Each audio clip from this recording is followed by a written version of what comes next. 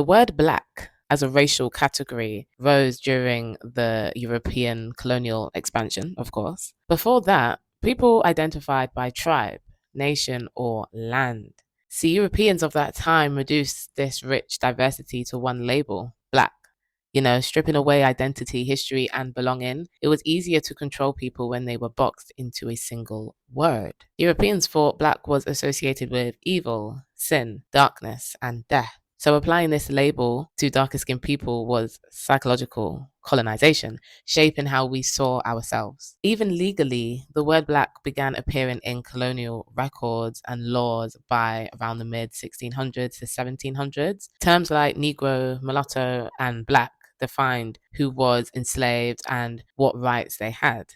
While the term already existed for centuries before, it wasn't until the 1960s to the 1970s civil rights and Black Power movements that Black shifted from an derogatory label to a proud self chosen identity. Slogans like Black is Beautiful and the rise of Black led media organizations and education helped people embrace the word as a source of pride and not shame. Even though the term Black existed long before to describe people with darker skin, it wasn't really until after the 1970s that it became widely self identified and celebrated. Then later came the term colored, especially under the apartheid in South Africa. It described anyone who's not white but not seen as fully African. Recently, the singer Tyler faced criticism for identifying as colored, but here's the truth. In South Africa, colored is part of her cultural upbringing. The word carries recent trauma due to the apartheid, making it feel really raw today. Yeah, at its core, really, it has the same colonial origin as black, a label imposed by external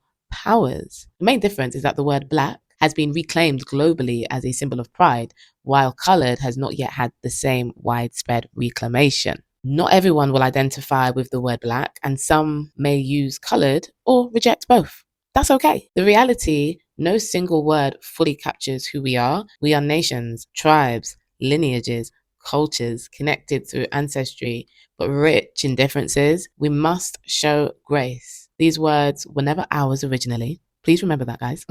They were imposed, twisted into hierarchies, and weaponized. Choosing to identify with them today can be an act of reclamation, but it can also reflect personal, cultural, or historical context. Our true power comes from recognizing that we are deeper than labels, black, colored, African descended. These are just words. So whether it's black or colored, they are not our origin. They are colonial creations, but we have always been more than words. We are the soil, the sun, the sound, the rhythm, the living connection to the source of life itself.